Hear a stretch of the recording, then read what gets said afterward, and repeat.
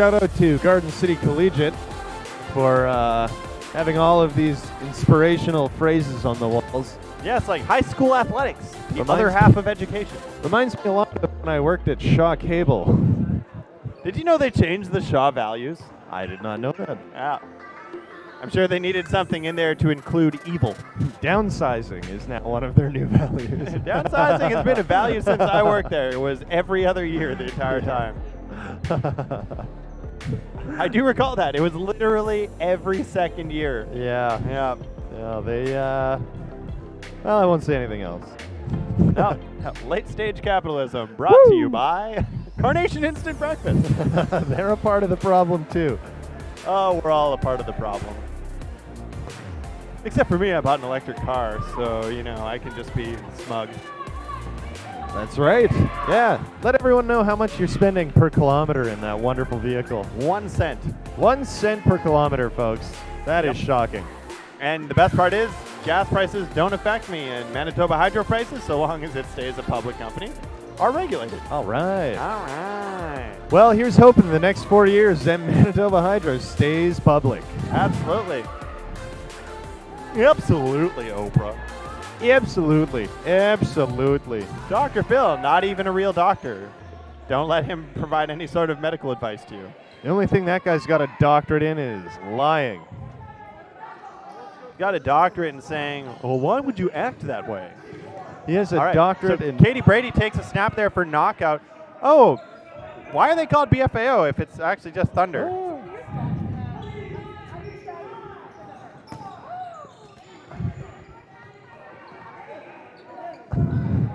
All right, so on the other side of the court, I know they're called BFAO. I'm going to be calling them Thunder. Oh, maybe they're signed up as Thunder because there's already a team called Rainbow Thunder in this event. Oh, that makes sense. Or maybe they're BFAO for some other reason.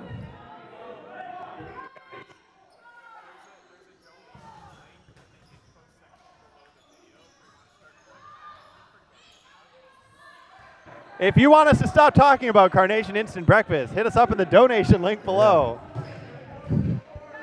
All donations accepted.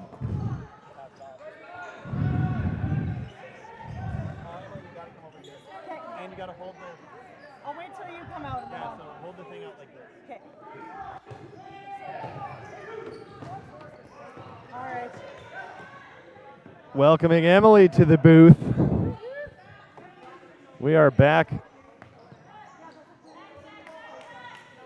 Now, Emily, you probably have a much better idea of everyone's name here than I do. Oh, yeah. We played against both of these teams already today, my women's team, so. Oh, then you'll have some insight for us. Absolutely. What we're looking at here is we've got Knockout, formerly known as Broad Squad, and against our Edmonton Thunder team who joined us, of course, from out of town. Now, we had seen that their name was written as BFAO or something like that. Do you know what that's all about? I do not know what that is all about. I've been calling them Edmonton Thunder today all day long while commentating, so if that was wrong, then Gotcha. I apologize to Edmonton Thunder, or BFAO. Big snipe from Thunder. Oh, maybe not. It looks like it bounced. Yeah, Jasper looking there to see what the call was. Sometimes it's hard to know if it hits you or if it hits the floor. Some nice honesty there from Knockout. Whenever I throw, it usually hits the floor. Jasper with a big sweep. If I had to describe my arms, I'd say noodly. Noodly. And that looks like that's the first round. Brought it in tight. Yeah. Team switching sides, there's a distinct advantage on one side of the court from the That's other right, yeah. in this gym. So Is that because of all the hard corners on this bleacher that we're sitting on? the hard corners and the hard commentary. Oh. It's just a little shorter one side than the other, so the balls bounce back a lot faster, Oh, giving your okay. shaggers less opportunity to stop the balls from returning to the other team. So, Gotcha. in an attempt to try to even that out a bit, we've got this. Brady block, with big a nice block. a Whoop. huge throw. Big throw as well. That was terrifying. Brady, well known in Winnipeg, Manitoba, for having one of the strongest throws around. She must have had her Carnation Instant Breakfast today. Oh, and another big hit. Not noodly arms, the opposite of noodly arms. Yes. I need lessons. I need lessons from Brady. Everybody take a throwing lesson from Brady. Knockout well known for also being a hard to hit team. Lots of small players who have very acrobatic dodging skills. So hard to hit. Brady taking a hit and a follow-up from Jasper. One from each side. Just taking 1 for 1 and punishing that winger, that guard over here on Edmonton for taking out their gunner. Well, it is 3-on-3, so it's still even. So this could go either way. I guess what it boils down to is who had their instant breakfast this morning and who didn't. 3v3, we can see Edmonton getting out as far away from each other as possible. So they're not going to dodge into each other and less likely to block a ball into the other person. Yes, that is something that feels so terrible. There's no comparison. It truly does. Your teammate manages to get out of the way of the balls coming at them and you just block one right into them. What's especially good is if during the block it rolls up and like hits your arm as well, and then like not only have you been hit, you also punched it into the person back next to you. A dirty block followed by a hit on your teammate. Some big dodges going on.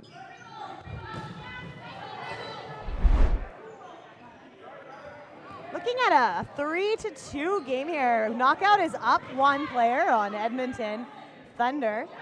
And they're looking to take this point. If they can close this, they've got a 1-1 game. And that's a really important distinction in these quick 15-minute games. Yeah. You want to keep yourself close up to the other team. The game length forces you to play faster and harder than you normally would. Yeah. So when the game slows down like this, when they're down 1 player, it is advantageous for them to take it easy. That was a big hit from Jasper there. Oh. Taking down 3-1. Almost and a catch. Follow-up. Well, Jasper looking for a follow-up catch for Bethany Brown, but wasn't able to make it happen. Bethany is an excellent catcher. Excellent catcher, excellent dodger, excellent all-around player. All right, that's a point for Knockout. Knockout getting tying it up. All right. Looking good out there. Now, are we on the short side? We're on the short side, right? Because of the bleacher? This is the long side over here. This is the long side, okay. Yes, yeah. There's a little more space on this side, so you can see there. Oh, I see, the gym border. Yeah, the border. So they've got our shaggers on this side now for Knockout, going to have a little more space to pick up those balls. That's right, okay. Knockout lining up for what looks like an offensive rush here. Probably looking at the pitch to Brady, and there it is. She took a look for that shot, didn't see it, and opted to hold on to the ball, which is something that takes a lot of practice. And a lot of impulse control. It is very tempting to just take that pitch and hurl it immediately. Especially when you have a throw like that. The pitch is a really tough thing, though, because, if you're not going to get it, you may as well not throw. Yep. But sometimes in that moment, it's hard to make that snap call. I've played countless games where you throw the pitch and whoever's throwing just hurls it into the air. And all you do is give up a ball and waste your energy. So some really good impulse control there shown by Brady on not taking that pitch. And then right away turned around and took out Sugden, number 8 from Edmonton Thunder. Fun fact, Sugden actually comes from Calgary, although she plays with Edmonton. Wow. Edmonton identifying Brady as a threat there and just not giving her an opportunity to get out of the way. Wonder how the people of Calgary feel about their player being lost to Edmonton. Oh, yes. Alberta's a passionate place these days. Looking good again. We're staring down a 4-3 advantage for a Knockout here. Big fakes from Bethany Brown. And Bethany gets out of the way of that as Cote punishes the winger on Edmonton Thunder there for taking a shot at Bethany Brown. Oh, a big trade. Good trade. Takes down it to down 1 player. 3-1. And there goes, ooh, someone's not some heat. happy. And almost hit someone on the side. Yep. Looking good. Looking good over there.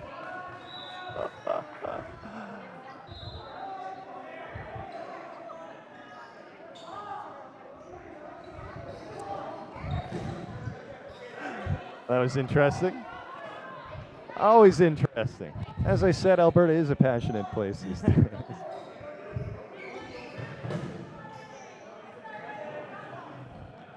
Right off the rush here, we're looking at another big offensive Josh as he unloads. And I think a catch just happened. Is that what? I was busy looking at that throw from Brady. Yeah, me too.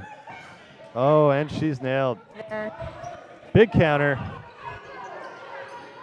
Now that's something that can get mighty dangerous when you're playing in a wall ball scenario, is taking too many counters. Yep.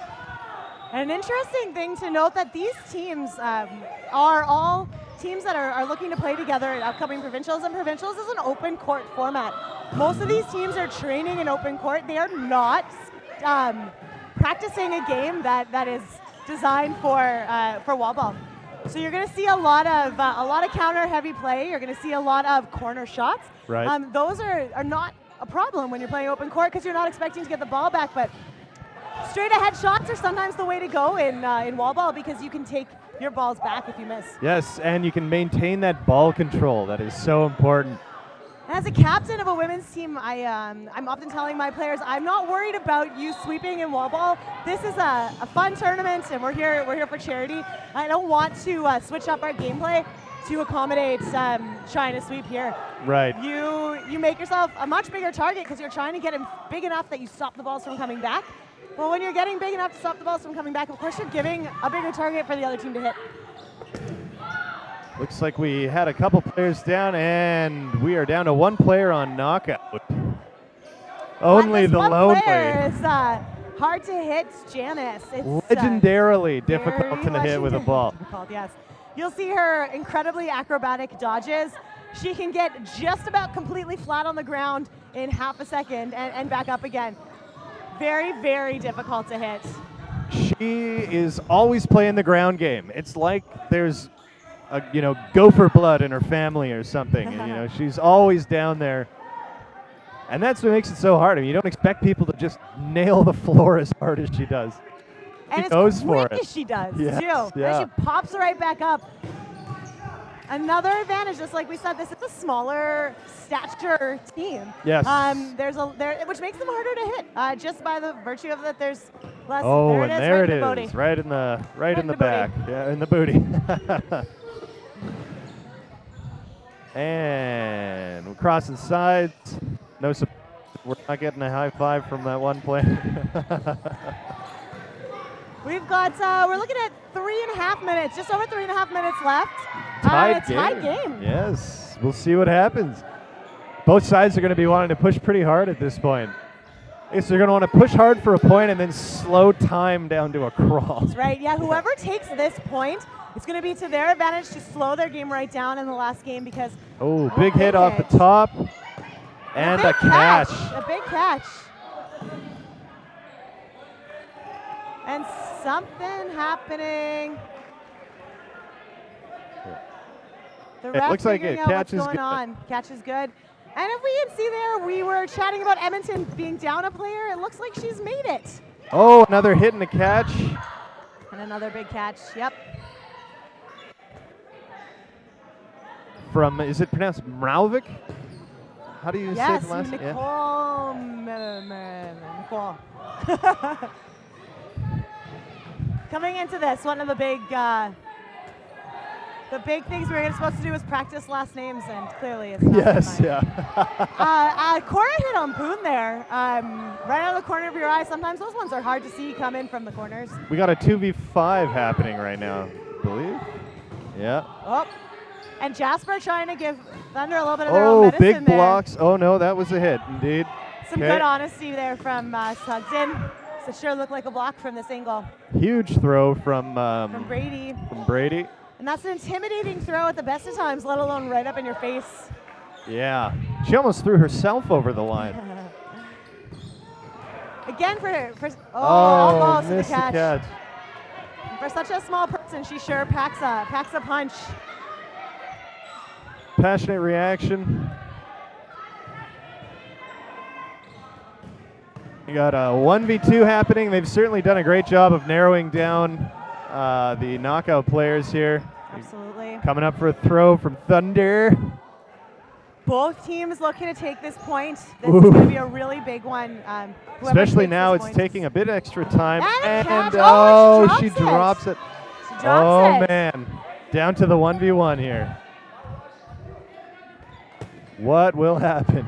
Now play continues as usual in this tournament. Some styles of play, when it goes down to 1v1, it becomes sudden death rules. That is not the case here. So blocking is still allowed, and everything goes on as normal. Just an overtime round? Nope, this is just totally regular, yes, and then overtime. Oh, disarm, Jasper. there it is. Putting Thunder up there. We have 55 seconds left, and as long as there's more than 30 seconds on the clock, they're going to play that next round. Okay, so it's the here we Thunder's go. advantage here to stay alive, keep their teammates on the board, and it's a Knockout's advantage here to try to play as fast a game as possible. Well, and not they take out had a some of those big players. advantage last game, and unfortunately, Thunder came from behind with the 5v2. And Brady a with the big big hit hit. off the top. You're going to want to take those players out. At the end of this clock here, whoever has the most players left on the court will take the point. That is a terrifying throw from Brady. If that's Knockout with the players, then they're going to tie up this game. So right now we're 6v5. They're going to run that clock out all the way.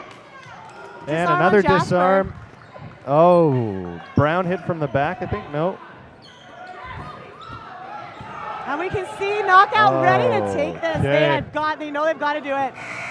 Knockout. Clock goes down. Yeah. And There Thunder it with the win. goes. So close. Just double checking the count.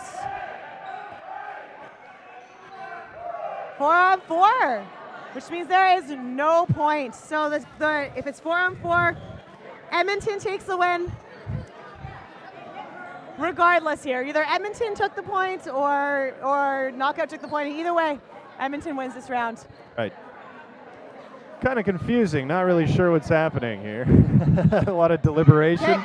That looks good to me. That point goes to no one, and Edmonton wins.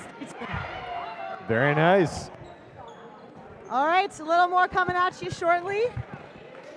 Stick with us. Hit that donate button. Remember, this is for charity. We're raising money for Go, supporting youth programs in Africa. So please make a donation and help support the cause.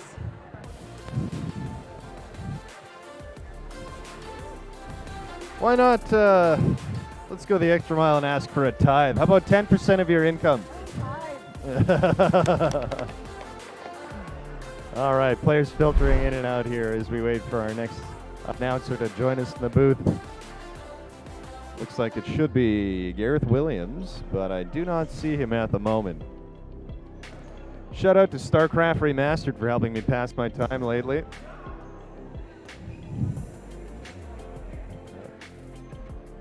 Mitch liked that one.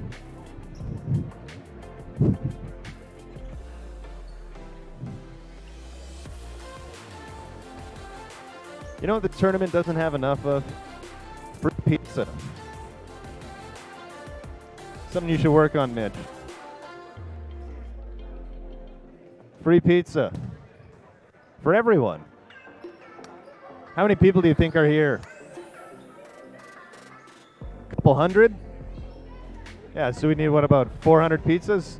2 pizzas a person? That's normal. All right, got some warming up happening here. What teams are playing? Let's take a look at this schedule.